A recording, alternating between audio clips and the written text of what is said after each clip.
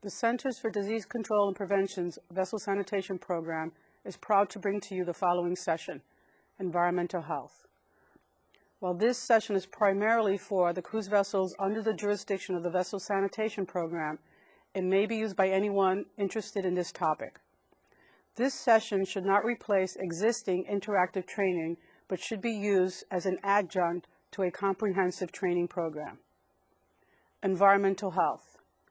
During this session, we will be discussing both air systems and child activity centers. Learning objectives, ventilation. At the end of this session, you will be able to list the inspection and cleaning frequencies for ventilation systems. You will also be able to list the acceptable methods to make systems accessible for inspections. Learning objectives, child activity center. At the end of this session, you will be able to list some of the signs and symptoms of common infectious childhood diseases.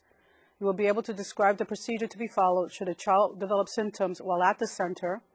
And you will list the materials and equipment that must be available at toilet rooms and diaper changing stations.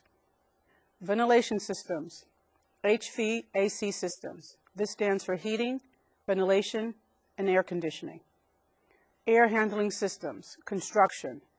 Air handling systems must be designed and constructed to be accessible for inspection, maintenance, and cleaning. For inspection, there are some older systems that are not easily accessible. These systems will require in excess of 6 hours to dismantle to allow the condensate collection system and drain pan to be visible during an inspection.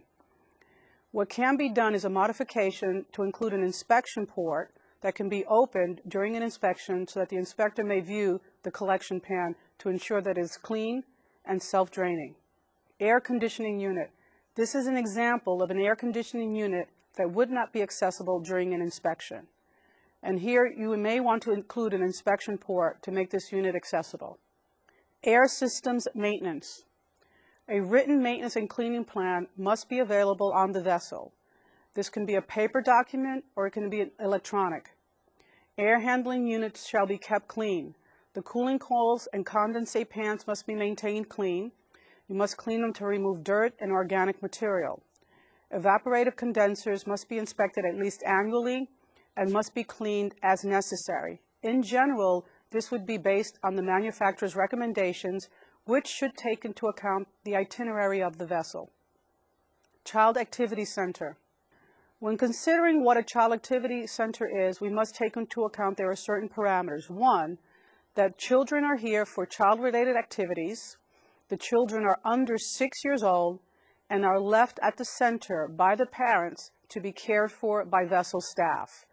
This does not include centers where children are left who are over the age of 6, or a center where the children are under the age of 6 and the parent or guardian remains with the child at all times. Diaper changing facilities. If children in diapers are accepted at the Child Activity Center, certain requirements must be met, regardless of whether or not the vessel staff changed the diaper or if the parent is notified to return to change the child's diaper. All these materials must be in place. These include a changing table that is durable, impervious, non-absorbent, and can be easily cleaned. Supplies such as disposable diapers, gloves, baby wipes or sanitary wipes, a cleanser and disinfecting for the changing table, an airtight diaper receptacle for soiled diapers, and a sign informing providers that they need to wash their hands in between each diaper change. Diaper changing hand wash station. At each diaper changing station, we want an appropriate hand washing station, which includes a supply of soap, paper towels or an automatic hand dryer, hot and cold running water, and a waste receptacle. We want these hand washing stations close by the diaper changing station to ensure that individuals do not have to leave the immediate area to wash their hands in between each diaper change. Toilets and hand washing. If toilet facilities are provided in the child care center, they must be designed and supplied to meet the requirements of the manual. One, we must have child-sized toilet fixtures, air dryers or paper towels, soap, toilet tissue, single-use disposable gloves, sanitary wipes or baby wipes, an airtight receptacle, and signs alerting providers to the need to wash their hands and the children's hands after assisting children with use of the toilet. Furnishing and toys. There are many items in the Child Activity Center, and we need to make sure that these items are cleaned and disinfected at the appropriate frequency. For furnishings, we want to ensure that furnishings are cleanable and are maintained clean. It is not appropriate to use upholstered furniture or furniture that cannot be cleaned and disinfected in a Child Activity Center. Cleaning frequency for touchable surfaces is daily. For mouthable surfaces, in between each use. For tables, high chairs, and linens, in between each use. And for carpeting and decks, daily. Children and infectious illness. There should be a listing available in the Child Activity Center for providers to let them know what are the signs and symptoms of common infectious childhood diseases. These can include, but are not limited to, vomiting and diarrhea, fever, rash, swollen glands, discharge from the nose or eyes, constant or incessant crying, and there may be other signs as well. Exclusion policy.